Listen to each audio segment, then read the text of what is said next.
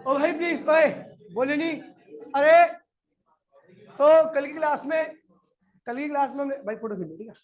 कल की क्लास में हमने पढ़ा था चार्जिंग और डिस्चार्जिंग की इक्वेशन, ठीक है। आज हम पढ़ने आ रहे हैं भैया कॉम्बिनेशन ऑफ सेल, ठीक है भैया। लेकिन उससे पहले मैं आपको दो तीन चीजें बता देता हूँ, ठीक है, जो काफी इंपॉर्टेंट है, ठीक है। सेल से रिलेटेड क्वेश्चन करने में बहुत ज्यादा हेल्पफुल है, ठीक है। तो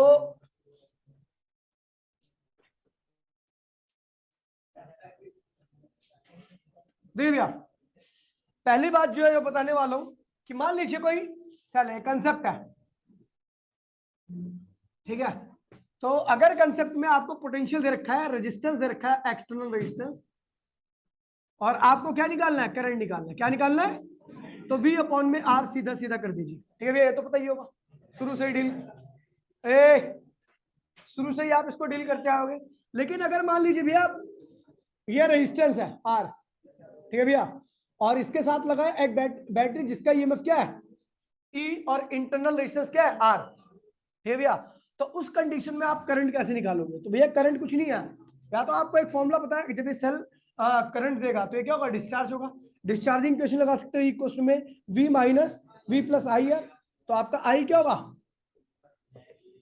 I क्या होगा, देखिए इसको ऐसे लिख दीजिए, E इक्वल्स टू में V की वैल्यू क्या होती है, I capital R plus I small r, बोलो हाँ यही होता है। तो एक काम करो, I कॉमन ले लीजिए, तो क्या होगा, capital R plus small r equals to में क्या हो भैया E। तो I की वैल्यू क्या होगी भैया आपकी, I की वैल्यू क्या होगी, E अपॉन में capital R plus small r। या फिर नॉर्मली आप कह सकते हो कि करंट इक्वल्स में क्या होता है, ईएमएफ अपॉन में कुल रेजिस्टेंस। कुल रेजिस्टेंस में एक ही आ रहा है और एक ही आ रहा है, capital R plus small r, ठीक है भैया। तो ये ध्यान रखना, जब आपको ईएमएफ दे रखा होगा तो आप करंट के लिए ये फॉर्मूला यूज करोगे, और जब पोटेंशियल दे रखा होगा तो आप ये यूज करोगे, ठीक है भैया। ईएमएफ जब भी बात होती है तो ईएमएफ के साथ क्या होता है, उसका इंटरनल रेजिस्टेंस होता है। लेकिन जब पोटेंशियल की बात होती है तो उस वक्त इंटरनल रेजिस्टेंस को कंसीडर नहीं किया जा सकता, समझ गया भैया। उसके कंसीडर करने पर ही जो है वो ईवी में कन्वर्ट हुआ है, ठीक है। तो ये ध्यान रखना, फोटो ले भी। मैंने कहा कि अगर आपका V दे रखा है तो करंट निकालने के लिए V अपॉन में R कर दो। लेकिन अगर आपको ईएमएफ दे रखा है तो उस वक्त आपको करंट निकालना, तो E अपॉन में कुल रेजिस्टेंस, जहां पर V लिखते थे ना वहां पे E आएगा, और उस केस में एक्सटर्नल रेजिस्टेंस के साथ क्या जुड़ेगा, बैटरी का इंटरनल रेजिस्टेंस जुड़ेगा, समझ गया। कब, जब ईएमएफ दिया और जब वोल्टेज रखा तो आप इस तरह से यूज करोगे, ठीक है भैया। चलो हो गया। अब देखिए भैया, मैंने आपको एक कल इक्वेशन बताई थी। कल इक्वेशन क्या थी भैया, कि E इक्वल्स में V plus I are small r, ठीक है। तो ठीक है भैया, तो यहां पर E क्या है, EMF of cell, EMF of cell या मैक्सिमम पोटेंशियल डिफरेंस। V क्या है, टर्मिनल पोटेंशियल डिफरेंस। I क्या है, करंट, जिसकी वैल्यू मैंने आपको बताई कि I इक्वल्स में क्या था, E अपॉन में capital R plus small r था, ठीक है भैया। और यहाँ पर R क्या है भैया, इंटरनल रेजिस्टेंस। इंटरनल रेजिस्टेंस और इंटरनल रेजिस्टेंस की वैल्यू तो आपको पता ही है कैसे निकाली जाती है, ठीक है भैया, कल बात की थी, ठीक है भैया। तो ये इक्वेशन, और ये कल एक लिखा था equation of charging, E equals में V माइनस आई आर, ठीक है भैया। तो ये क्या था भैया, E क्या था, ईएमएफ ऑफ सेल, V क्या था, टर्मिनल पोटेंशियल, चार्जिंग पोटेंशियल भी कह सकते हो, क्या कह सकते हो, चार्जिंग पोटेंशियल, ठीक है भैया, potential difference, charging potential difference. और यहाँ पे क्या भैया, ये डिस्चार्ज, मतलब सेल डिस्चार्ज हो रही है तब उस वक्त का पोटेंशियल डिफरेंस है, ठीक है भैया। कॉम्बिनेशन ऑफ सेल कर रहे हैं तो भैया आपको पता है कॉम्बिनेशन हमारे पास हमेशा ही दो टाइप के हुए, कॉम्बिनेशन ऑफ सेल हमारे पास दो तरह कॉम्बिनेशन है। पहला क्या भैया, सीरीज कॉम्बिनेशन, क्या है, सीरीज कॉम्बिनेशन ऑफ सेल। और अगर मैं सीरीज कॉम्बिनेशन ऑफ सेल की बात करूंगा तो उसमें सेल क्या होगा, एक के बाद एक लगेगा, ये ऐसा, ये ऐसा, ये ऐसा, और ये क्या, एक्सटर्नल रेजिस्टेंस R, ठीक है भैया। अब देखिए इसका ईएमएफ E है, इंटरनल रेजिस्टेंस R E1 है, इसका इंटरनल रेजिस्टेंस क्या है, R1 है। EMF E2 internal resistance R2, EMF E3 internal resistance R3, ठीक है भैया। अब देखिए भैया, जैसा कि आपको पता है जब E और R यहां से करंट निकल रहा है I, यहां से भी करंट निकलेगा I, और यहां से, क्योंकि सीरीज कॉम्बिनेशन है, करंट क्या होता है भैया, सब में सेम रहता है, ठीक है भैया। अच्छा देखिए, इंटरनल रेजिस्टेंस और ईएमएफ, इंटरनल रेजिस्टेंस और ईएमएफ क्या है इसका, इससे अलग है, इसका अलग है, तो सबका पोटेंशियल भी क्या होगा, अलग अलग होगा। टर्मिनल पोटेंशियल भी क्या होगा भैया, अलग अलग होगा। इसका टर्मिनल पोटेंशियल अलग, इसका टर्मिनल पोटेंशियल अलग, इसका टर्मिनल पोटेंशियल अलग। ठीक है। अब एक चीज देखिए भैया, जिसका ईएमएफ देखिए, जिनका ईएमएफ सेम होता है, इंटरनल रेजिस्टेंस सेम होता है, उनका टर्मिनल पोटेंशियल भी क्या आता है भैया, सेम आता है। क्योंकि सबका ईएमएफ अलग अलग है, इंटरनल रेजिस्टेंस अलग अलग है, तो इसीलिए सबका पोटेंशियल डिफरेंस भी क्या आएगा, अलग अलग आएगा। अब देखिए भैया, करंट यहाँ पे आएगा, तो यहाँ पर भी क्या आएगा, पोटेंशियल डिफरेंस आएगा। इसे कहते हैं टोटल पोटेंशियल डिफरेंस। क्या कहते हैं इसे, टोटल पोटेंशियल डिफरेंस। तो आपको पता है भैया, टोटल पोटेंशियल डिफरेंस किसके बराबर आता है, V1 V2 और V3 के सम के बराबर आता है। तो आपको ये सेल सारे चार्ज हो रहे हैं, डिस्चार्ज हो रहे हैं, बताओ। ये सारे सेल चार्ज हो रहे हैं, डिस्चार्ज। फोन रख ले, फोन दे दे, फेंक दे, फेंक दे, दे दे। ठीक है, तो भाई ध्यान दीजिए। ठीक है, तो ये टोटल, अरे भाई प्लीज, ये क्या भैया, पहले सेल का पोटेंशियल, ये दूसरे सेल का पोटेंशियल, ये तीसरे सेल का पोटेंशियल, और ये क्या है भैया, टोटल पोटेंशियल जो बाहर अपेयर हुआ है। ठीक है। अच्छा भैया, सब में से करंट सेम आएगा, क्योंकि सीरीज कॉम्बिनेशन में करंट क्या होता है, सेम होता है, क्योंकि रास्ता एक ही होता है। ठीक है भैया, इसलिए सीरीज कॉम्बिनेशन में करंट क्या होता है भैया, सेम रहता है। अगला, ठीक है, तो भैया ये क्या है, कुल पोटेंशियल है। कुल पोटेंशियल क्या होगा, पहले सेल का पोटेंशियल, दूसरे सेल का पोटेंशियल, तीसरे सेल का पोटेंशियल, और भी सेल होंगे तो उनका पोटेंशियल ऐसे ही क्या होगा भैया, जुड़ता जाएगा। आपको ये सारे सेल चार्ज हो रहे हैं, डिस्चार्ज हो रहे हैं, क्योंकि डिस्चार्ज की मैंने प्रॉपर्टी बताई थी, जिस सेल के पॉजिटिव से करंट निकलता है वो सेल क्या होता है। तो यहाँ पर इसके भी पॉजिटिव से करंट निकल रहा है, इसके भी पॉजिटिव से, यानी सारे सेल डिस्चार्ज हो रहे हैं, यानी डिस्चार्जिंग इक्वेशन लगेगी।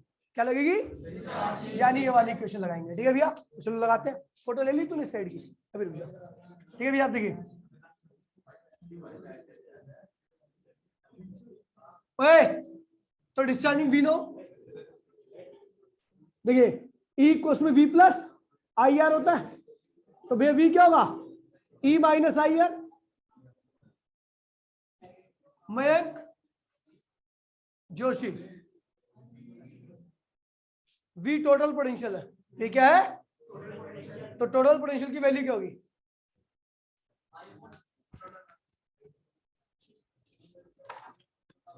है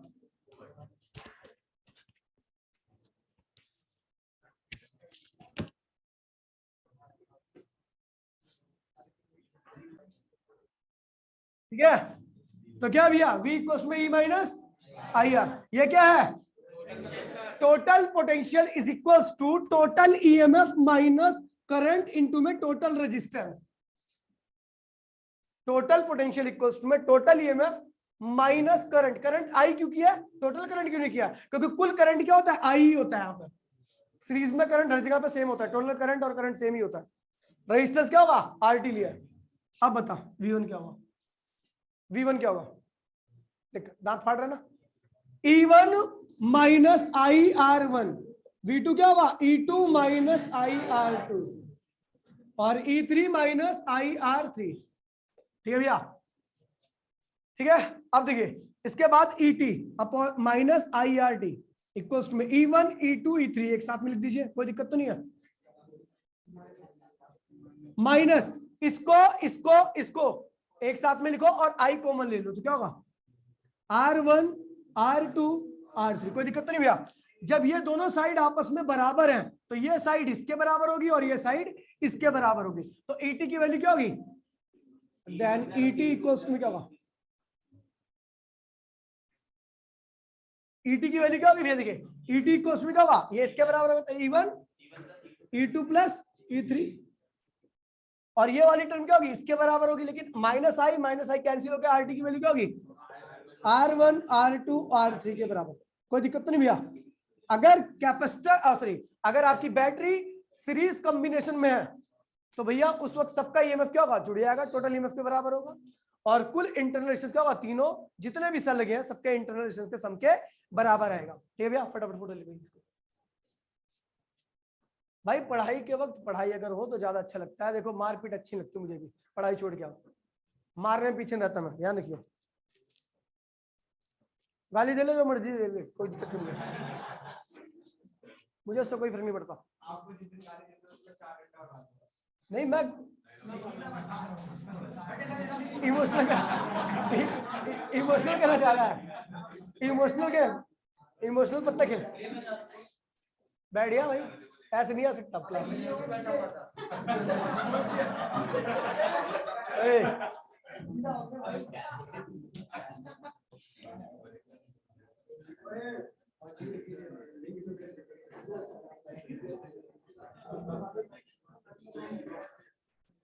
देखिए भैया प्लीज, ओए बात नहीं कीजिए।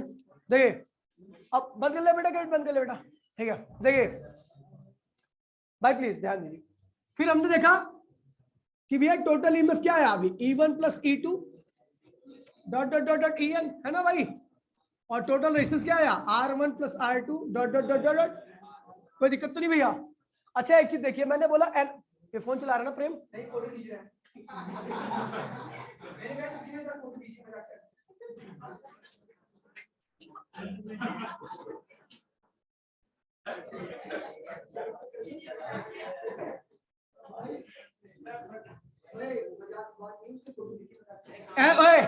अगर आपके पास एन सेल है और सारे क्या है भैया आइडेंटिकल है, क्या है आइडेंटिकल है, तो कुल ईएमएफ क्या होगा NE,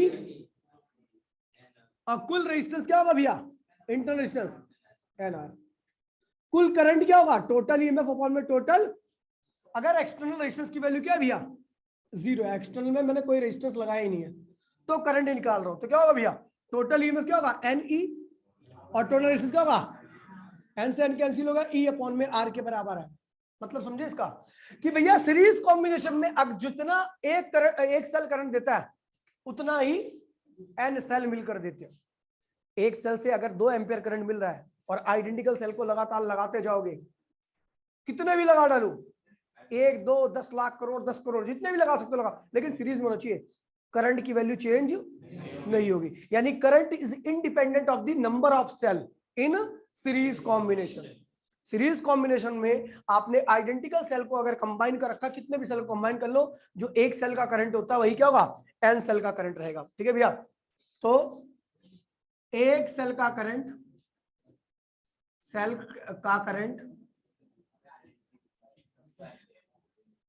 बराबर में N सेल का करंट इन सीरीज कॉम्बिनेशन।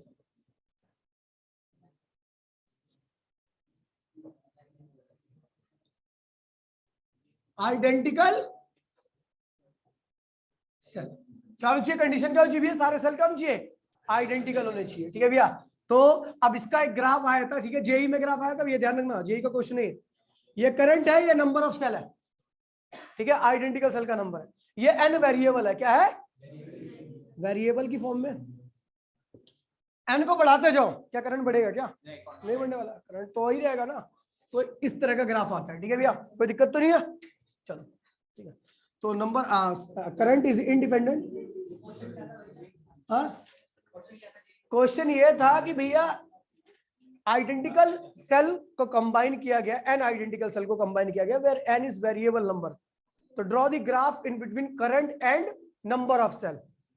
तो करंट तो वही रहेगा ना, नंबर ऑफ सेल कितना भी हो जाए, हाँ N identical cell, current is independent of the number of.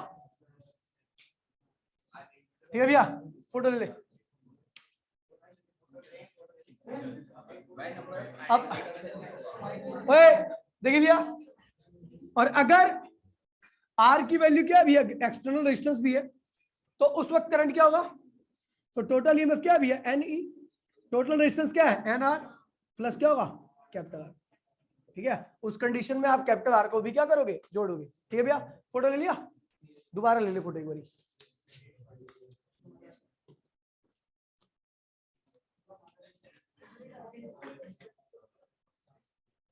समझ गया, बक्कल तार दूंगा तेरा साढ़े पिटाऊं।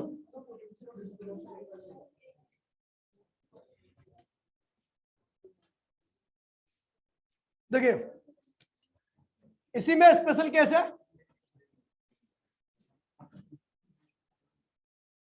अगर दो सेल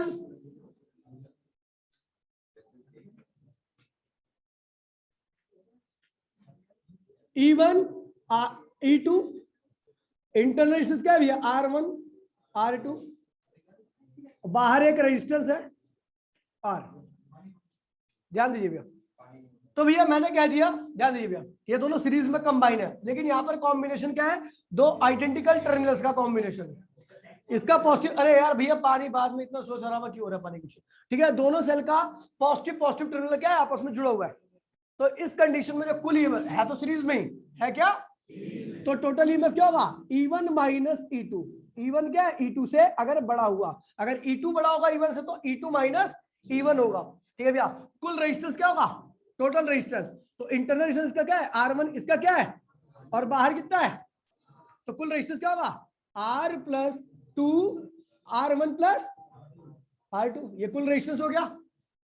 तो कुल करंट क्या होगा, कुल करंट क्या होगा ET अपॉन में RT, बोले तो E1 minus E2 R plus R1 plus R2। मैंने कह दिया, अगर इसी में कह दिया इफ, ठीक है भैया, इफ E1 इक्वल्स टू में E2, अगर दोनों सेल का EMF के बराबर है तो उस केस में क्या होगा, करंट की वैल्यू क्या होगी, जीरो हो जाएगी, क्योंकि नेट EMF क्या हो जाएगा, जीरो हो जाएगा, ठीक है भैया।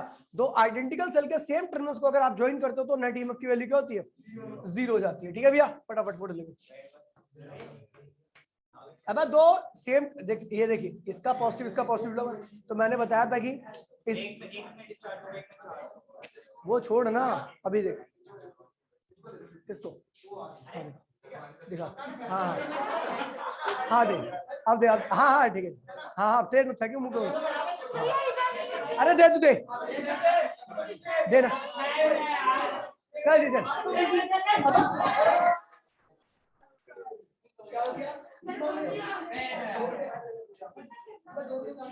ओए ठीक है, तो भाई हो गया।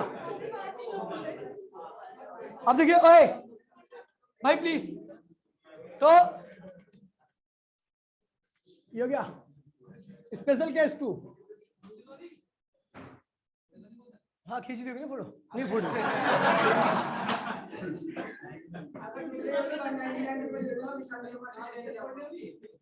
E1 R1 E2, इस तरीके से कंबाइन है, बी पॉजिटिव पॉजिटिव और नेगेटिव नेगेटिव, सेम टर्मिनल को जोड़े हुए एक दूसरे से, ठीक है भैया। मैंने कह दिया E1 अगर E2 से क्या है भैया ज्यादा है, क्या है, तो ये सेल क्या होगा, डिस्चार्ज, क्या होगा, और ये क्या होगा भैया, ठीक है, यानी यहां से करंट निकलेगा और इसके अंदर करंट आएगा, ठीक है भैया। तो इसके लिए इक्वेशन क्या होगी, E1 इक्वल्स में डिस्चार्ज हो रहा है तो V प्लस IR1, ठीक है भैया, और इसके लिए इक्वेशन क्या होगी, E2 इक्वल्स टू में V प्लस IR2, इसे V1 कर दो, इसको V2 कर दो, IR ये क्यों से डिस्चार्ज हो रहा है, ये यहाँ पे माइनस आएगा, ठीक है भैया। इसके लिए चार्जिंग इक्वेशन लगेगी, इसके लिए डिस्चार्जिंग इक्वेशन लगेगी, फटाफट ले, याद है आपको कल चार्जिंग डिस्चार्जिंग, यहां से करंट निकल रहा है इसलिए डिस्चार्ज हो रहा है, ये इक्वेशन यूज किया, हाँ याद है, हो गया, चलो भैया। तो ये सीरीज कॉम्बिनेशन के केस खत्म हो गए, ठीक है भैया। अब आते हैं पैरेलल कॉम्बिनेशन।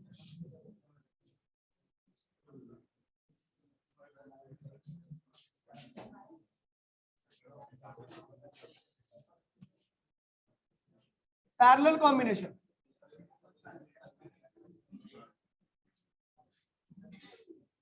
देखिए भैया सेल का पैरेलल कॉम्बिनेशन कैसे होता है, तो एक सेल दूसरा सेल, ठीक है, ज्यादा सेल मत लगाइए, एक्सटर्नल रेजिस्टेंस मैंने क्या लगा दिया R, EMF E1 है इसका, इंटरनल रेजिस्टेंस R1 है, EMF E2 इंटरनल रेजिस्टेंस क्या भैया R2, ठीक है भैया, रेजिस्टेंस R है। अच्छा आपको पता है भैया पोटेंशियल डिफरेंस सबका क्या होगा, सेम ही रहेगा, पैरेलल में है, ठीक है भैया। रीजन क्या होता है कि सबके एंड क्या होते हैं, एक ही पॉइंट पर जुड़े होते हैं, तो जिसका ज्यादा कम होता है आपस में क्या होता है, एक्सचेंज कर लेते हैं, बराबर कर लेते हैं एक दूसरे को, ठीक है, पैरेलल कॉम्बिनेशन, ठीक है। अब यहाँ पर ही पोटेंशियल क्या होगा, V ही आएगा, क्योंकि ये भी क्या है पैरेलल में लगा हुआ है, ठीक है। करंट क्या है, I निकला, ये करंट आई गया, ठीक है भैया। आपको पता कोई करंट वोल्ट में से पास नहीं करता, क्योंकि इसका रेजिस्टेंस क्या होता है भैया, इन्फिनिटी, क्या होता है भैया, तो करंट इसके थ्रू क्या होगा, याद है कल बताया था मैंने, ठीक है भैया। ये सेल का ईएमएफ E1 है, इंटरनल रेजिस्टेंस R1 है, ठीक है भैया। तो इससे करंट क्या निकलेगा, I1, इससे कितना निकलेगा, I2। डिस्चार्ज तो दोनों ही हो रहे हैं, ठीक है। तो भैया कह रहा है कि I यहाँ पर देखिए I1 निकला, यहाँ पे I2 निकला, यहाँ पर क्या आ गया, I आ गया। तो हेयर I क्या होगा, I1 प्लस I2 के बराबर है ना। आपको पता है दोनों साइड डिस्चार्ज हो रहा है, डिस्चार्ज की इक्वेशन में करंट की वैल्यू क्या होती है, तो आपको पता है वी नो E इक्वल्स में V माइन प्लस I है, तो I की वैल्यू क्या होगी, E माइनस V अपॉन में R। ये हो गया भैया I की वैल्यू, करंट की वैल्यू तो ये होगी ना।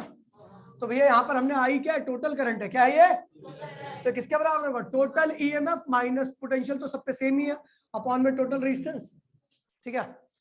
I1 क्या होगा, E1 माइनस V अपॉन में R1, I2 क्या होगा, E2 माइनस V अपॉन में, ये भैया। तो ET अपॉन में RT माइनस V अपॉन में RT, कोई दिक्कत तो नहीं है, इसको ऐसे लिख दिया, E1 अपॉन में R1 V अपॉन में R1, और E2 अपॉन में R2 माइनस V अपॉन में R2, ठीक है भैया। तो ET अपॉन में RT माइनस V अपॉन में RT, इसको एक साथ लिखा। उसके बाद E1 अपॉन में R1 प्लस E2 अपॉन में R2 प्लस E3 अपॉन में R3 को एक साथ में, इसको सॉरी तो ही तो है, ठीक है भैया। और ऐसे इन दोनों का साथ मिलेगा, और माइनस V को क्या किया, कॉमन ले लिया, तो क्या 1 बाय में R1 प्लस 1 बाय में, कोई दिक्कत तो नहीं भैया। ये टर्म इसके बराबर होगी, ये टर्म इसके बराबर होगी, तो क्या होगा, ET अपॉन में RT इक्वल्स में E1 अपॉन में और E2 अपॉन में R2, ये हो गया।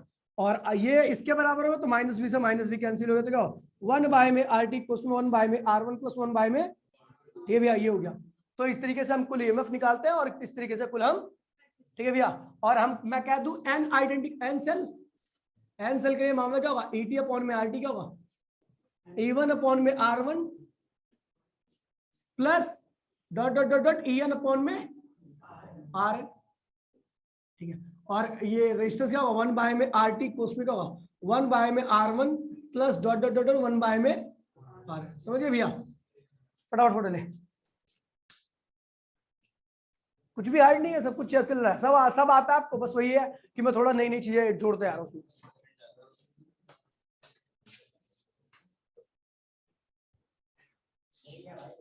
बीच में टांग डाला था, अभी बताऊंगा इसको, तो टांगे तोड़ूंगा साले।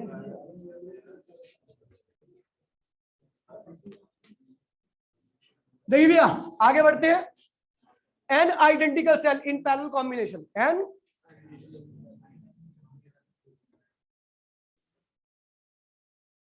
Identical cell in parallel combination.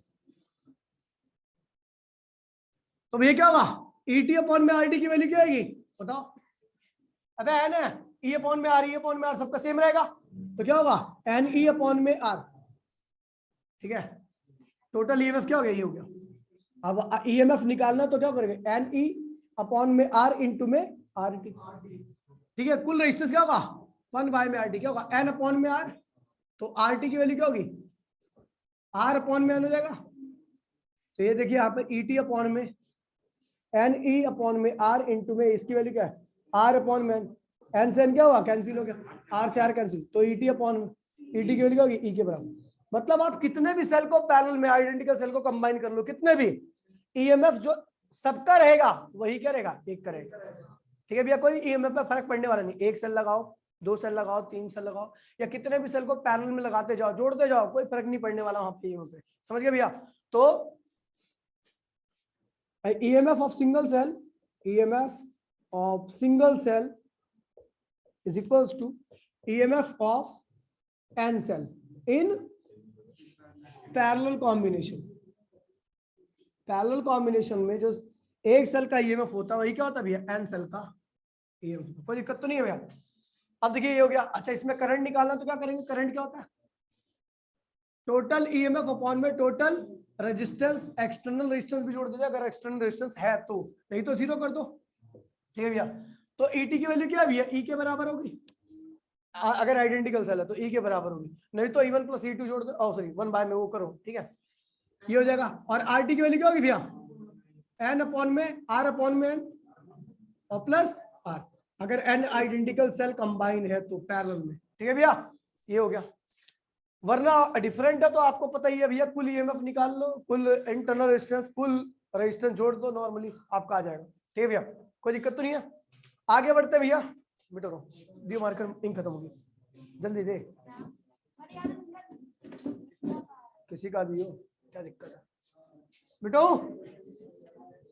हो गया, फोटो ले ली, चलो भाई, क्यों क्या हुआ, टाइम हो गया क्या, दिखा भी है बजाने क्या, हो जाएगा। ओए अब देखिए भैया, ये तो पैरेलल कॉम्बिनेशन हो गया। अब आते हैं mixed grouping of cell, identical cell, मतलब कि सीरीज और पैरेलल दोनों से कंबाइन करना है। और एक बात ध्यान में रखना भैया कि संडे की क्लास जो सुबह भी होगी ना, उसमें सेल से रिलेटेड न जाने कितने कंसेप्ट बताऊंगा। ये पैरेलल सीरीज खत्म हो चुका है, लेकिन आपको बहुत सारी कंडीशन ऐसी पता लगी जो आपकी बुक में है ही नहीं, आपने सुनी भी नहीं होंगी उसके बारे में। ठीक है, और क्वेश्चन करने में आपकी बहुत हेल्पफुल सारी चीजें रहेंगी। ठीक है भैया, तो मॉर्निंग में क्लास रहेगी आपकी 8 से 9 और 9 से 10, 2 बैच रहेंगे। ठीक है भैया, ऑनलाइन ऑफलाइन दोनों। मैं करा दूंगा, अरे हो जाएंगे, इसके भी क्वेश्चन कराऊंगा पहले। ठीक है, अभी तो चले गए चैप्टर यार, मतलब 8 से 9, 9 से 10, 2 class.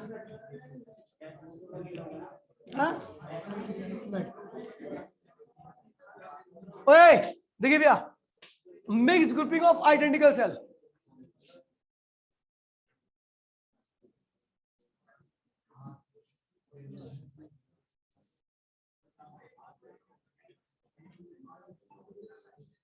Mixed grouping of identical cell. देखिए भैया ध्यान दीजिए, तो ये सेल है, एन सेल को मैंने किसमें कर दिया, सबका ईएमएफ ई था, इंटरनेशनल आर,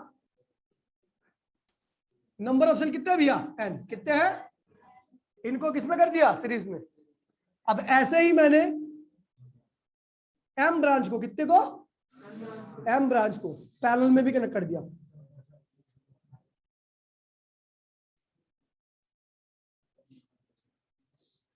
सारे सेल एक जैसे हैं,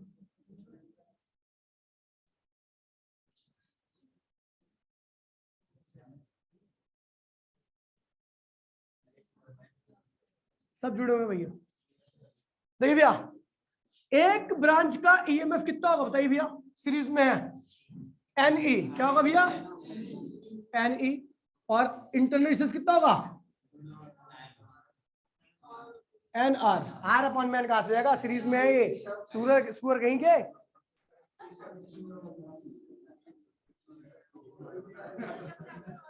ठीक है भैया, तो इसका भी कितना होगा भैया, एन ई कुल ईएमएफ, और क्या होगा, ठीक भैया।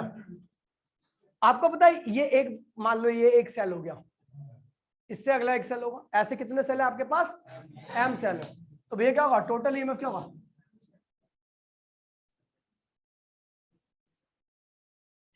पहली ब्रांच का ईएमएफ कितना है, एन ई एन आर, कहां तक है, अप टू एम तक है भैया, तो क्या होगा, एन से एन क्या होगा, कैंसिल हो गया, तो ई टी अपॉन में आर टी क्या होगा भैया आपका, ई अपॉन में आर, कब तक, कहां तक, अप टू, तो ये लिखने की बजाय क्या करो, एम ई अपॉन में क्या कर दो, आर, ई टी अपॉन में आर टी, तो ई टी की वैल्यू क्या होगी,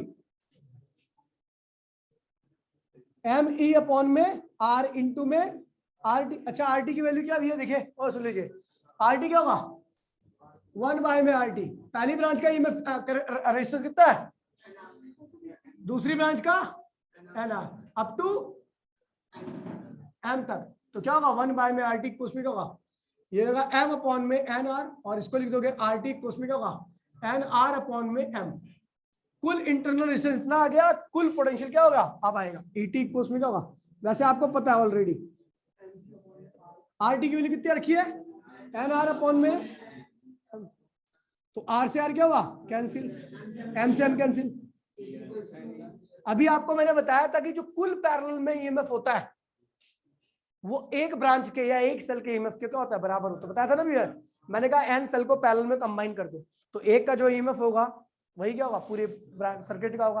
तो यहाँ पर एक ब्रांच का कितना ईएमएफ है, एन ई, तो वही एम ब्रांच को लगाने से कोई फायदा नहीं हुआ, अभी भी ईएमएफ क्या रहा है, तो भैया कुल रेजिस्टेंस ये आ गया इंटरनल, और कुल पोटेंशियल क्या आ गया, ये आ गया। अगर आपको करंट निकालना तो क्या होगा, करंट इक्वल्स में क्या होता है, टोटल ईएमएफ ऑन में internal resistance plus external resistance. External resistance ये रहा, यहां से करंट कितना निकल रहा है, ठीक है भैया। तो ईटी कितना है भैया, एन ई, और आर टी कितना है, एन आर अपॉन में एम, और प्लस कोई दिक्कत तो नहीं भैया, ये हो गया आपका कुल करंट, कोई दिक्कत तो नहीं है। तो भैया ये mix grouping of identical cell है, ठीक है भैया। परसों की क्लास में इससे और एडवांस क्वेश्चन करेंगे, कंसेप्ट को देखेंगे। अगली क्लास में जो क्वेश्चन कंसेप्ट होंगे वो ज्यादा इंपॉर्टेंट है, आज के में तो नॉर्मल है। संडे को 8 से 9, 9 से 10 किसी भी एक बैच में आना। वैसे आप लोग 8 से 9 में आना। कहाँ टाटा बाय बाय।